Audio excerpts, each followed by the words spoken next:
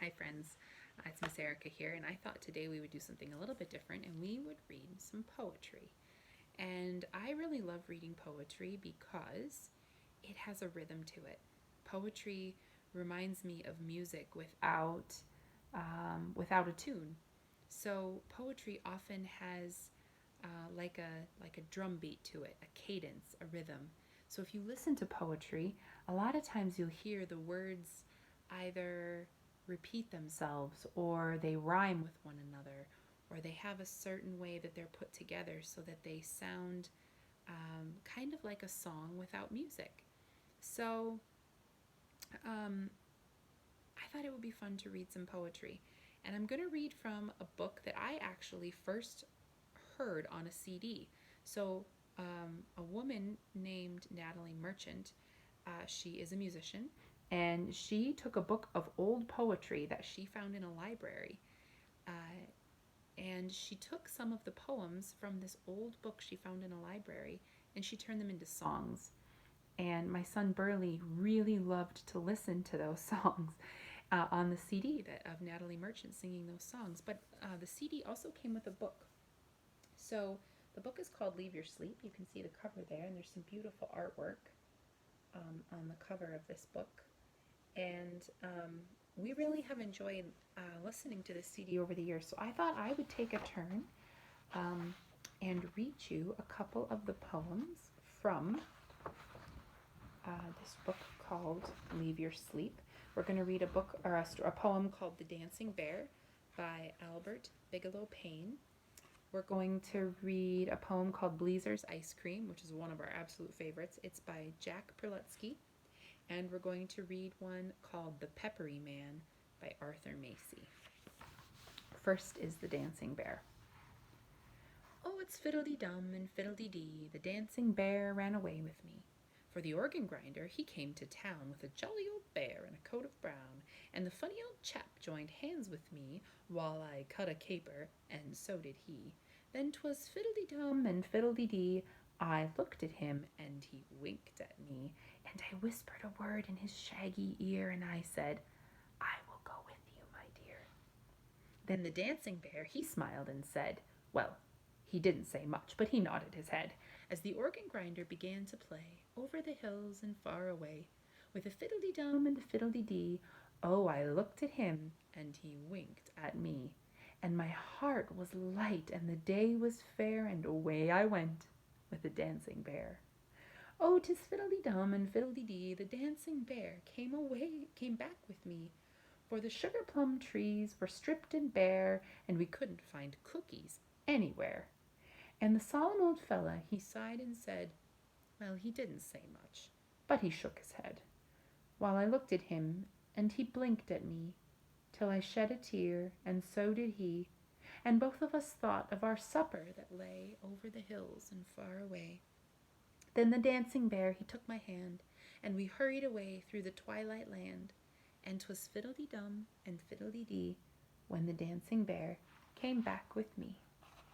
And there's some beautiful pictures here of the little girl and her dancing bear.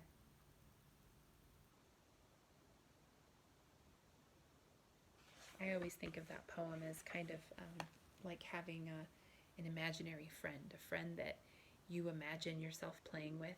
I think right now sometimes our imaginations get really big because we're alone in our houses and we're not really able to go out and see the people we normally see or do the things we normally do.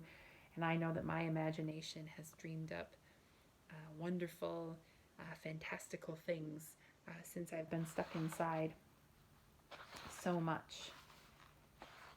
All right, the next one we're going to read is Bleezer's Ice Cream, which is by Jack Perletsky. And this one is one of our favorites because it has this whole long list of ice cream flavors that are really terrible. They're just, I don't think I would want to eat any one of these ice cream flavors. And I really love, if you look at the pictures here, you'll see there's these amazing pictures of people holding ice creams. This must be Ebenezer Bleezer here. And his little girl holding this giant cone of ice cream. And there's one more, there's a couple of them here holding ice cream and all the different colors of the ice creams. And we're going to listen to these ice cream flavors. And I think one of the favorite things that my kiddos and I will do um, using this poem is we'll try to make up our own Ebenezer Bleezer ice cream flavors. So as you listen to these really terrible ice cream flavors, try to think of something that you could come up with that would be really, really bad. Are you ready? I am Ebenezer Bleezer. I run Bleezer's ice cream store. There are flavors in my freezer you have never seen before. 28 divine creations, too delicious to resist. Why not do yourself a favor? Try a flavor on my list. I've got Coca Mocha Macaroni, Tapioca Smoked Bologna, Checkerberry Cheddar Chew, Chicken Cherry Honeydew, Tutti Frutti Stewed Tomato, Tuna Taco Baked Potato, Lobster Lychee Lima Bean, Mozzarella Mangosteen, Almond Ham Meringue Salami, Yam Anchovy Prune Pastrami, Sassafras Souvlaki Hash, Suriaki Succotash, Butter Brickle Pepper Pickle, Pomegranate Pumpernickel, Peach Pimento Pizza Plum, Peanut Pumpkin Bubblegum, Avocado Brussels Sprout, Periwinkle Sauerkraut, Broccoli Banana Bluster, Chocolate Chop Suey Cluster, Cotton Candy Carrot Custard,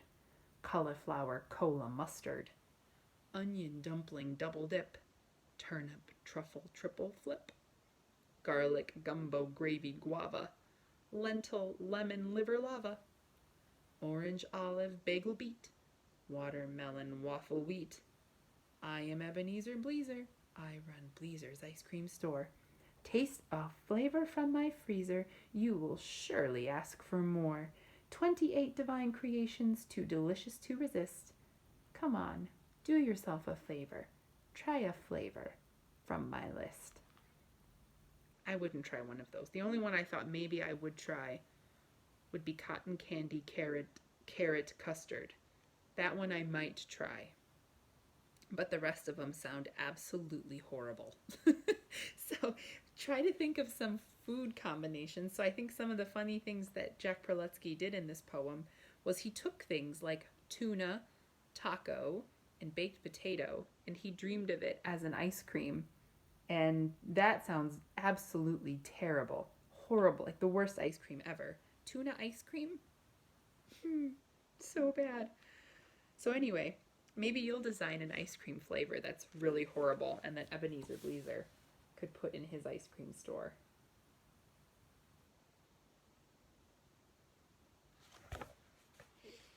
All right, one more time for one more poem. And I think we were going to read... Which one were we going to read?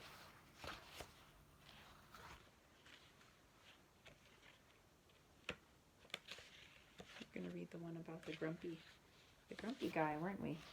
I just have to find it. There it is, The Peppery Man by Arthur Macy. The Peppery Man was cross and thin. He scolded out and he scolded in. He shook his fist, his hair he tore. He stamped his feet and slammed the door. Hey ho, the Peppery Man, the rabid, crabbed, peppery man. Oh, never since the world began was anyone like the Peppery Man. His ugly temper was so sour, he often scolded for an hour. He gnashed his teeth and stormed and scowled. He snapped and snarled and yelled and howled. He wore a fierce and savage frown. He scolded up, he scolded down. He scolded over field and glen, and then he scolded back again. His neighbors, when they heard his roars, closed their blinds and locked their doors, shut their windows, sought their beds, stopped their ears and covered their heads. He fretted, chafed, boiled, and fumed. With a fiery rage he was consumed, and no one knew, when he was vexed, what in the world would happen next. Hey ho, the Peppery Man, the rabid, crabbed Peppery Man. Oh, never since the world began was anyone like the Peppery Man. So there's some funny pictures here. This angry guy. So I think we've all probably been a peppery man a time or two. I know I've certainly felt peppery and angry, and I've scolded and stormed and yelled and howled. I thought that one was fun. It had so many great words for what it means to be kind of frustrated or angry. I like the word scolded. Scolded is a word that's like to punish or to say stern words to. I liked the scowled and howled. I like how those rhyme, scowled and howled. And I like how he fretted. Fret means to think really intensely about something or to worry about something with kind of a grumpy demeanor. And he chafed and boiled and fumed. So if you've ever seen water boil, it kind of rolls in on itself and it looks kind of wild and out of control. And to fume is like to be so hot that you you put gas out into the air, you fume out. I just really like some of the words in this poem. I thought they were really, really fun.